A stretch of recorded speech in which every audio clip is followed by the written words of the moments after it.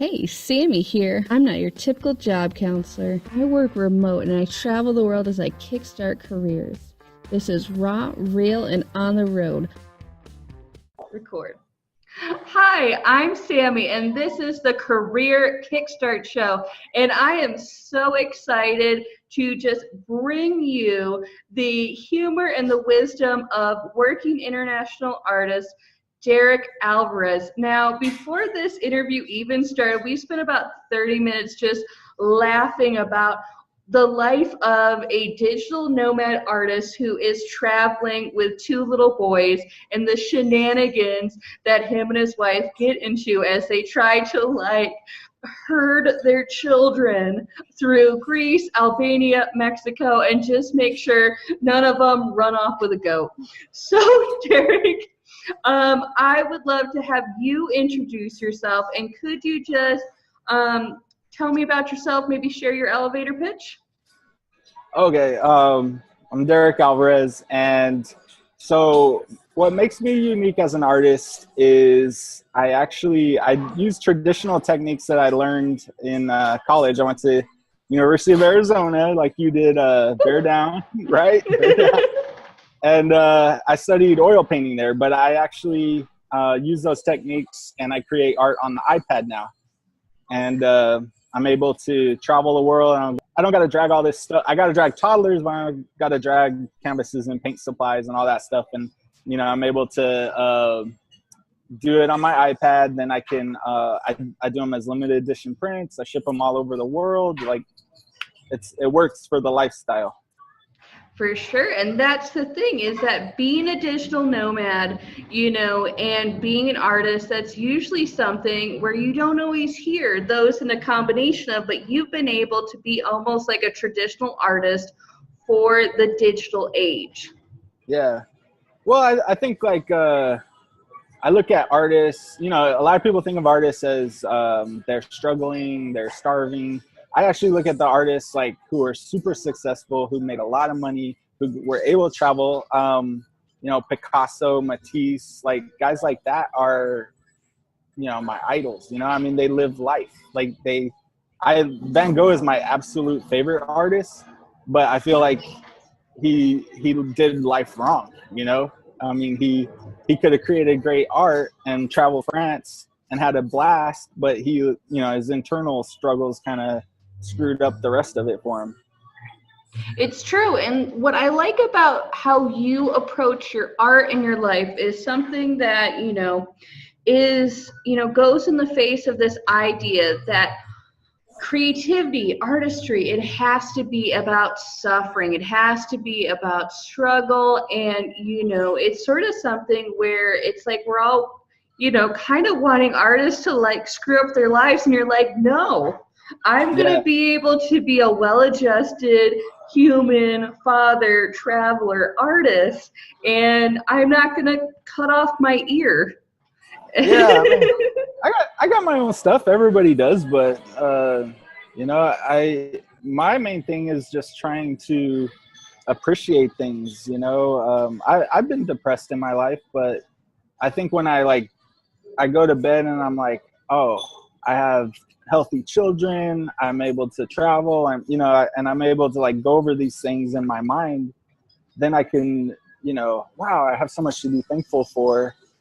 And I think a lot of time with my art, I just try to bring, I'm thankful for this sunset. I'm thankful for this moment I had, if it's an abstract piece, I try to capture a feeling with it, I did this, I started this on the iPad with my son, and this is what we collaborated, and it's just I try to focus on positive as much as I can. Sometimes things creep in, but I think most of us do have a lot to be thankful for. Very true. And your art, what I like about it is that, for listeners who haven't seen any of Derek's art, is that it's very vibrant. There are so much color. There's a lot of emotion in the broad strokes of your work. And you do invoke a lot of feeling, whether you are doing an abstract, a landscape, even your baseball art, which I really like. Your one with Babe Ruth. I feel like that one was fun. Oh, yeah. Oh, man, you just try. I've been doing portraits, and I'm like, oh, it's kind of fun to capture the personality, and he was a huge personality. So, yeah, I had a lot of fun doing that one. Yeah, and you seem to capture those moments and the visuals in such a cool way. And the thing that I like about you is that not only do you have that creative side, but you're also an entrepreneur. You have the blend of right and left brain. And you've been doing entrepreneur stuff, services to other businesses through marketing for a number of years. Could you kind of guide us through your career trajectory, not just, your work, when your studies at the U of A and the work of the artist, but also the stuff that you do for other businesses and how you kind of bring it together? Yeah, I'm always trying to, well, actually Monique tries to retire me from websites all the time. But I'm actually doing a website for somebody that I've known for a long time right now. And it's a joyful process because she's so excited about it. And she's just excited to be working with me, appreciative. And I'm just this is nice, So I'll take projects like that on. And that's when I graduated from U of A. I got a degree in fine art because I'm a dreamer like that. I'm just optimistic, I guess. I'm going to be a fine artist. And so when I met Monique, maybe I think 3 years after I graduated, and Monique's my wife, and I'd been selling some art, but just not enough to make a steady income. I'd been waiter at different restaurants, and I got married, and I was I should probably get a real job. So I got a landscape design job, and I actually really enjoyed it, but it was bad timing because the whole real estate crash happened while I was working there, and the landscape jobs really dried up. So then Monique says, we need to start our own business. Mm-hmm. And we decided to do this during the real estate crash. And people were like, what are you talking about? You're crazy. We did a service-based business. We didn't have to pay millions of dollars to buy equipment and all this other stuff, like a restaurant would. We were we're going to market people's websites. We're going to create their websites. And I think we started that in 2009. And that's been our primary means of income for almost our entire marriage. So yeah, and what I also find very interesting is that you're both so entrepreneurial and you both support each other so much in your endeavors. You are working artist, you're also providing these marketing services, and you also have worked with Monique on her business, doing her business coaching for women and her masterminding. So you guys are kind of doing something that's really unique. You're bringing in all these different revenue streams and these income streams. Your eggs aren't just in one basket. You have your passion business, you have the business that brings in money and also brings in variety, and you're also having this cross pollinate and help each other. Yeah definitely. I think I do use both sides of my brain. I always have. I was good at math, and so guidance counselors always try to steer me as an architect, but I just knew I'd be bored doing that. Maybe if I could do something like Getty does, or is it Getty or Guggenheim? Anyhow, the Gary, sorry, Frank Gehry. He did, I believe, both of those buildings, but how he does crazy shapes with his buildings and things like that, that would be up my alley. But your typical architect's gonna do square boxes, and it'd just be boring for me.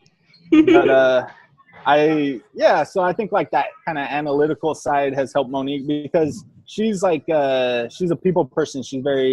She's a connector. She likes to network. She does all that, and she's always been like the sales person. Like when we were more website focused, she sold lots of websites and marketing and all that stuff. So like me, I'm like happy to be the person kind of doing the Google Analytics and the email campaigns and like, just kind of running. Yeah, I've just been happy to do the behind the scenes stuff, and she's, I think what we decided is, because neither of us so we don't boss each other around. We're like, you're good at this, you do this. You're good at that, you do that, so that's the way it's worked for us. Nice. And what's really cool is that you have really, like, in a lot of ways, taken such charge in designing your career, which is something that not everybody does. Some people do not take the initiative to be like, okay, I have these dreams and these passions.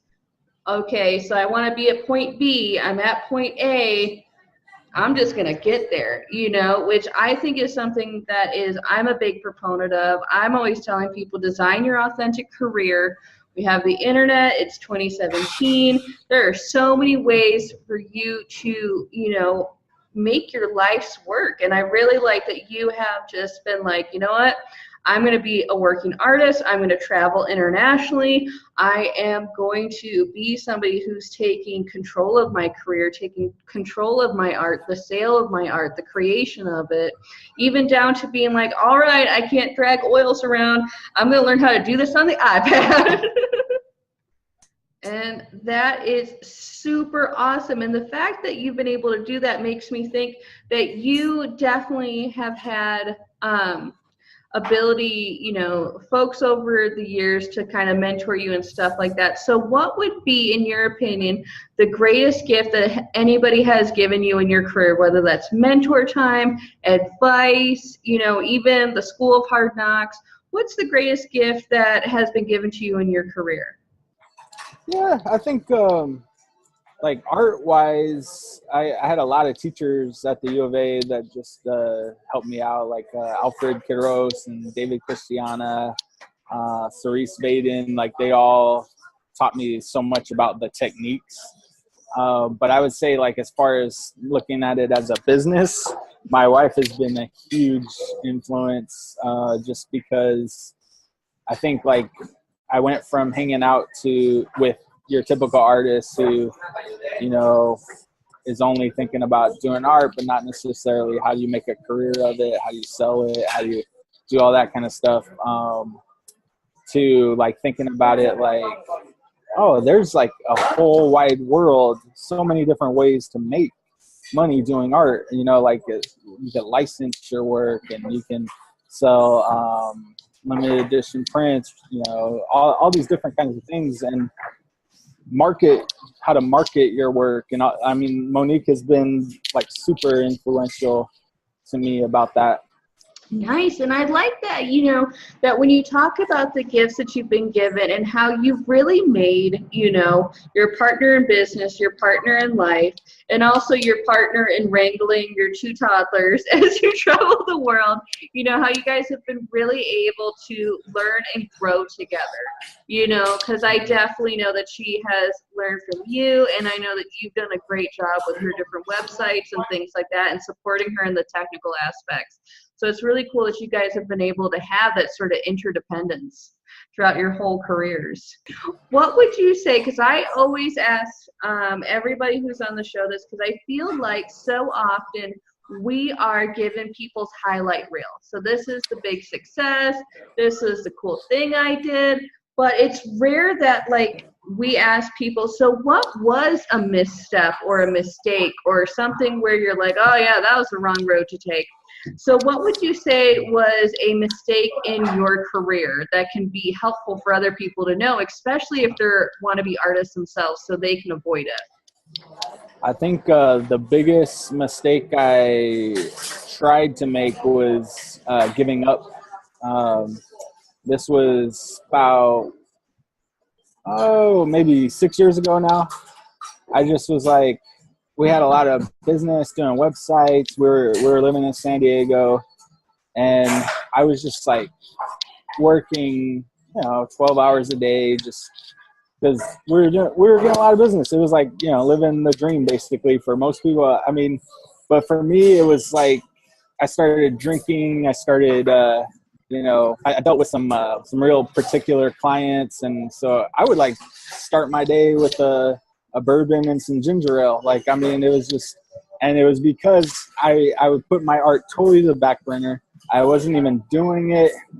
And it was just making me kind of depressed. I mean, I was just like, I didn't have that freedom of expression that I had anymore.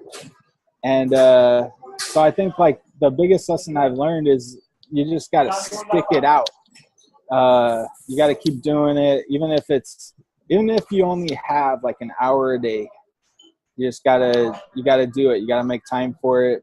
And everybody wants kind of like instant success, instant fame, instant money, but most people who are successful, it's because they stuck with it. Yeah, and the thing that you talked about, how once you stop doing your art, that's when you were feeling depressed and this emotional distress. And that's the thing that a lot of folks that I deal with, where they're like, yes, but I was making good money and I want to make good money. And the thing is that you can support yourself, live the way that you want to live, while also honoring that creativity or that passion that you have, and you found a way to incorporate all of that while not being like Mr. San Diego businessman dying on the inside. The fact of the matter is, if you don't have passion for that, or you don't have enough for that, or you're not replenishing it, you are not going to be able to sustain that lifestyle. I think whatever you choose to do, you're going to have to stick with it. So you're going to have like some downs, you're going to have some ups, but if it's your passion, that makes it so much easier. And it makes it like, for me, it's like, kids, when they're playing, they're not like, oh my God, I gotta go play.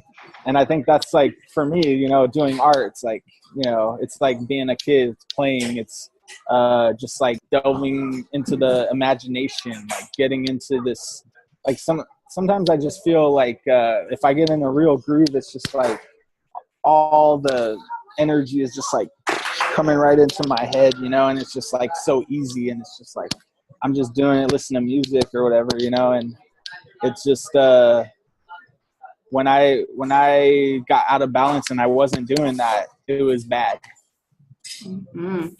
And that's the thing, and I think that's something that a lot of folks, even if they're not artists or consider themselves creative can understand, where you do need that balance of your energies, your intellect, just to make your life complete.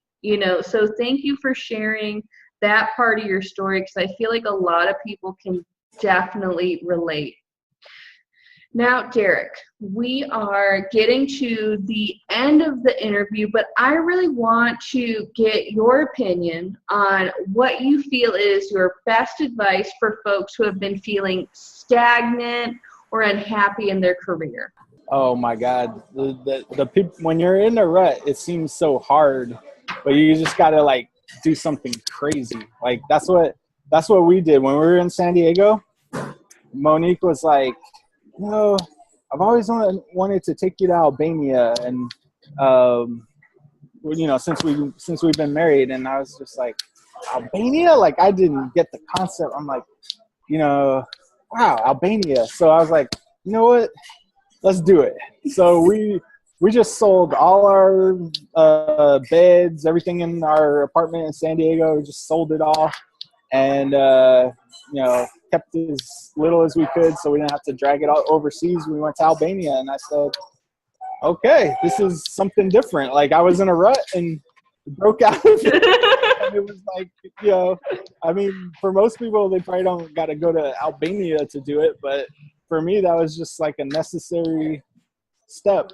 And it kind of just opened my eyes, because I'd always wanted to travel, but I just had different reasons that I held myself back from doing it. And ever since then, it's just been like, let's go see this place. I mean, we come back to certain favorites, like we're back in Albania, but it's been, as far as just like life, it's been awesome to experience these different things. And of course, from my art, it's been really inspiring too. Awesome. I love that. I love that advice where pretty much find your own version of Albania. If the little things, if the gratitude journal or listening to Oprah or whatever's not helping, do something big and crazy. Go to your version of Albania. And like, even if you don't get out of your rut, at least you're in a rut somewhere different. It's a rut with a different view, which honestly can be helpful. I completely understand that. I am currently in Brazil right now, and I was at a nonprofit and I got burned out, and I was like, okay, I feel myself having compassion fatigue, and like, I was like, I need to shake everything up. So I did pretty much the same thing where I either sold whatever or gave it away, and like fit like pretty much my books and my clothes into a spare closet at my parents' house. And I was like, okay, I got carry-on luggage. I'm just going to float around. And it helps.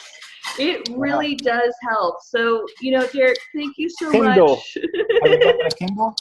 I do have a Kindle. So it's amazing. You got thousands of books in one little device, Well, that's the thing. There's a lot of my like stuff that I don't really miss. Like I thought that I would have like separation anxiety from my clothes, because like with a roll-on suitcase, I'm not like, there's a reason why all my latest pictures on Facebook, like I'm in this shirt for like half of them.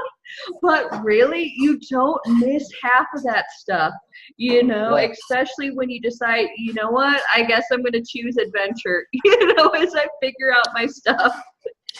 Might as well.